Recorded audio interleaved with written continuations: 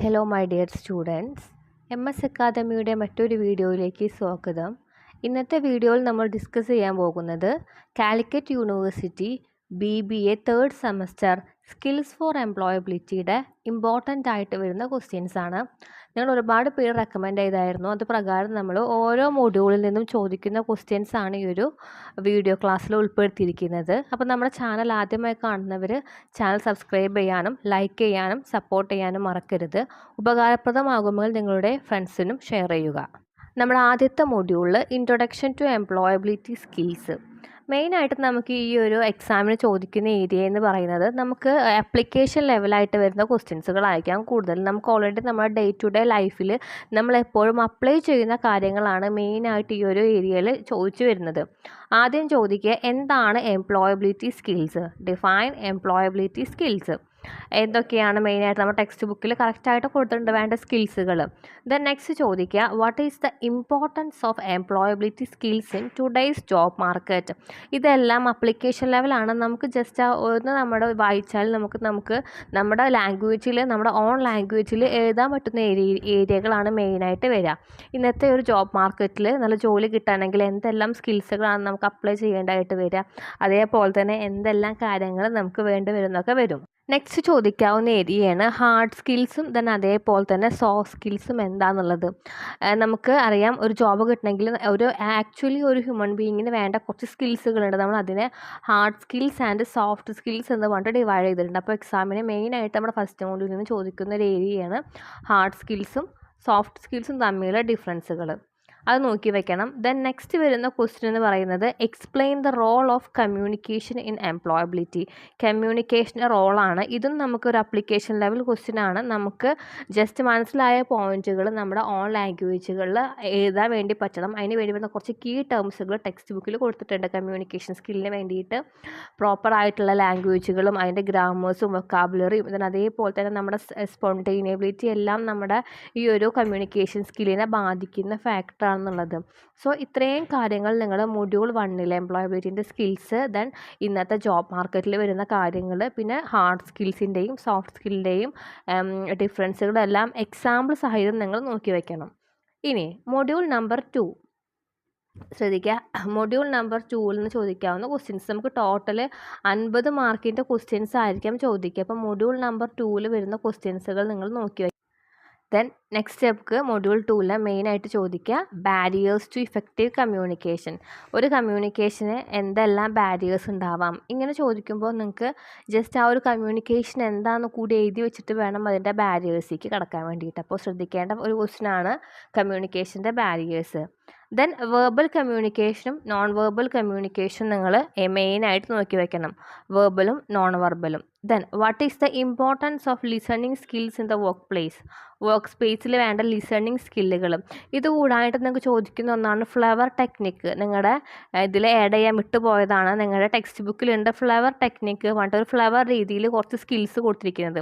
ആ സ്കിൽസ് നിങ്ങൾ എന്ത് ചെയ്യണം, ഇതിൽ ആഡ് ചെയ്തു ആ ഒരു കാണുന്ന ഗ്രാഫ് പോലെ ആഡ് ചെയ്ത് വെക്കേണ്ടതാണ്. പിന്നെ നമുക്ക് ഡിസ്കഷൻ സ്കിൽസും അതിൻ്റെ റോളും. ഇന്നത്തെ കാലത്ത് എംപ്ലോയബിലിറ്റിയിൽ ഡിസ്കഷൻ സ്കില്ലിൻ്റെ പ്രാധാന്യം എത്രത്തോളം ഉണ്ട്? നമുക്കറിയാം, നമ്മുടെ ഒരു ടെക്സ്റ്റ് ബുക്ക് റെഫർ ചെയ്യുകയാണെങ്കിൽ നമുക്കിതൊന്നും ഒരിക്കലും ഡയറക്റ്റ് ആയിട്ട് ക്വസ്റ്റ്യൻസ് ആയിട്ട് ചോദിക്കണമെന്നില്ല. പലപ്പോഴും ക്വസ്റ്റ്യൻസ് ഇൻഡയറക്റ്റ് ആയിട്ടാണ് ചോദിക്കുക. മൊഡ്യൂൾ 2 കമ്മ്യൂണിക്കേഷൻ്റെ സ്കില്ലിൻ്റെ ബേസിൽ നിങ്ങൾ ഇത്രയും എന്ത് ചെയ്യുക, നോക്കി വയ്ക്കുക. Next module 3 team work and leadership. Team work എന്താണ്? ദെൻ അതേപോലെ തന്നെ ടീം വർക്കിൻ്റെ ഇമ്പോർട്ടൻസ് ആണ്. എന്തൊക്കെയായിരിക്കാം ഒരു ഓർഗനൈസേഷനിൽ വേണ്ട ഇമ്പോർട്ടൻസ്, ആ ഒരു ക്വസ്റ്റ്യൻ നോക്കി വയ്ക്കണം. പിന്നെ ക്വാളിറ്റീസ്, ഒരു ഗുഡ് ലീഡർക്ക് വേണ്ട ക്വാളിറ്റീസ്. ദെൻ ലീഡർഷിപ്പും മാനേജ്മെൻറ്റും തമ്മിലുള്ള ഡിഫറൻസ് എന്തായാലും നോക്കി വയ്ക്കണം. ദെൻ കോൺഫ്ലിക്റ്റ് മാനേജ്മെൻറ്റ് നോക്കി വയ്ക്കണം. ഇനി ഇത് കൂടാനായിട്ട് എക്സ്ട്രാ നോക്കി വയ്ക്കേണ്ടതാണ് ഡിഫറെൻറ്റ് ടൈപ്സ് ഓഫ് ഇൻ്റർവ്യൂസ് ഉണ്ട്. പിന്നെ വരുന്ന ഒന്നാണ് ജോബ് ആപ്ലിക്കേഷൻ ഫോമുകൾ. ഇൻ്റർവ്യൂസും ജോബ് ആപ്ലിക്കേഷൻ ഫോം എന്താണ്, കവർ ലെറ്റർ എന്താണ്, അതെല്ലാം നിങ്ങൾ നോക്കി വെക്കണം. ഈ ഒരു PPTയിൽ ഞാൻ എക്സ്ട്രാ ആഡ് ചെയ്യാൻ പറ്റിയിട്ടില്ല. അപ്പോൾ നിങ്ങൾ ഡിഫറെൻറ്റ് ടൈപ്സ് ഓഫ് ഇൻ്റർവ്യൂസ് ഉണ്ട്. ജോബ് ആപ്ലിക്കേഷന്, കവർ ലെറ്റർ, ദെൻ വേറെ ടേബിൾ ലെറ്റർ. ഈ ടേബിൾ ലെറ്ററിൽ നിന്നും ക്വസ്റ്റ്യൻസുകൾ ഒരുപാട് ചോദിക്കാനുള്ള ചാൻസസ് ഉണ്ട്. Okay. Then next module number 4 problem solving and critical thinking. എന്താണ് പ്രോബ്ലം സോൾവിങ് സ്കില്ലുകൾ, ക്രിട്ടിക്കൽ തിങ്കിങ്, അതിനൊക്കെ കുറിച്ചിട്ട് നിങ്ങൾ ബ്രീഫായിട്ടൊന്ന് നോക്കി വയ്ക്കുക. ഇത് കൂടായിട്ട് നിങ്ങൾ നോക്കേണ്ട വേറൊരു ഏരിയ ആയിരുന്നു മെയിനായിട്ട് നമുക്ക് വേണ്ട റെസ്യൂമെ എന്താണ്. ഇതെല്ലാം ഞാൻ ഇതിൽ ആഡ് ആക്കിയിട്ടില്ല, സ്കിൽസിൻ്റെ പോർഷൻസ് മാത്രമാണ് ആഡ് ആക്കിയിരിക്കുന്നത്. അപ്പോൾ റെസ്യൂമെ എന്താണ്, അതേപോലെ തന്നെ ഇന്നത്തെ കാലത്തുള്ള ഓൺലൈൻ ആപ്ലിക്കേഷൻ ഫോമുകൾ ഏതൊക്കെയായിരിക്കാം, ഓൺലൈൻ ആപ്ലിക്കേഷൻ ഫോമുകൾ ഏതൊക്കെ വരുന്നതെന്നൊക്കെ നിങ്ങൾ നോക്കി വയ്ക്കണം. ഇനി പ്രൊഫഷണലിസം. നെക്സ്റ്റ് പ്രൊഫഷണലിസത്തിൽ നിന്ന് ഒരു ക്വസ്റ്റ്യൻ എന്തായാലും ഷുവറായി ചോദിക്കും, എന്താണ് പ്രൊഫഷണലിസം. ദെൻ അതേപോലെ തന്നെ വർക്ക് പ്ലേസ്, പ്രൊഫഷണലിസത്തിൻ്റെ ഇമ്പോർട്ടൻസ് വർക്ക് പ്ലേസിൽ എന്താണ്. Then work ethics with examples സഹിതം വർക്ക് എത്തിക്സ് ചോദിക്കുന്നുണ്ടായിരിക്കാം. Then qualities of professional employee, ഒരു എംപ്ലോയിയുടെ ക്വാളിറ്റീസ് എന്തൊക്കെയായിരിക്കാം. ദെൻ മാനേജ്മെൻറ്റ്, എന്തെല്ലാം കാര്യങ്ങൾ എംപ്ലോയബിലിറ്റി ആഡ് ചെയ്യാൻ വേണ്ടിയിട്ട് ഒരു മാനേജ്മെൻറ്റ് അവിടെ ഇംപ്ലിമെൻറ്റ് ചെയ്യണം. ഇത്രയൊക്കെ ഒരു ബേസിക്സ് ആയിട്ട് നിങ്ങൾക്ക് ചോദിക്കാവുന്നതാണ്. ഇനി ഇതിൽ മൊഡ്യൂൾ നമ്പർ 6 ആണ്. ഈ സെയിം തന്നെ നിങ്ങൾക്ക് മൊഡ്യൂൾ 2 നിങ്ങളുടെ ടെക്സ്റ്റ് ബുക്ക് പ്രകാരം മൊഡ്യൂൾ നമ്പർ 2 വരുന്ന കാര്യങ്ങളാണ്. കരിയർ പ്ലാനിങ് എന്താണ്, ഇമ്പോർട്ടൻ്റ് ആയിട്ടുള്ള ക്വസ്റ്റ്യൻ ആണ് നിങ്ങളുടെ ടെക്സ്റ്റ് ബുക്കിൽ മൊഡ്യൂൾ നമ്പർ 2 കിടക്കുന്നത്. ദെൻ കരിയർ പ്ലാനിങ്ങിൻ്റെ ഇമ്പോർട്ടൻസ് എന്തായാലും ചോദിക്കും. ദെൻ ഒരു റെസ്യൂമയുടെ കമ്പോണൻസ് അല്ലെങ്കിൽ അതിൻ്റെ ഓരോ പാർട്സുകൾ ചോദിക്കും. ദെൻ നമ്മൾ നേരത്തെ പറഞ്ഞ പോലെ തന്നെ ഡിഫറൻഷ്യേറ്റ് ചെയ്യാൻ സിവിയും റെസ്യൂമയും അതേപോലെ തന്നെ ഡിഫറൻഷ്യേറ്റ് ചെയ്യാൻ വേണ്ടി ചോദിക്കും.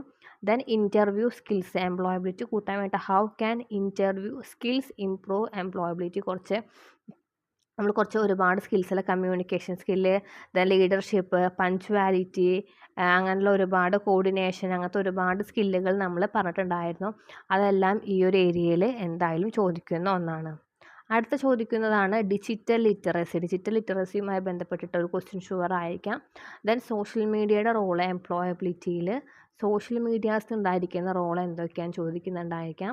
Then explain the importance of basic I T സ്കില്ലുകൾ ഇന്നത്തെ കാലത്ത് കോഡിങ്, പ്രോഗ്രാമിംഗ്, C++, അങ്ങനെ ഒരുപാട് സ്കിൽസുകൾ അറിയേണ്ട കാര്യങ്ങളുണ്ട്, അതെല്ലാം ചോദിക്കാം.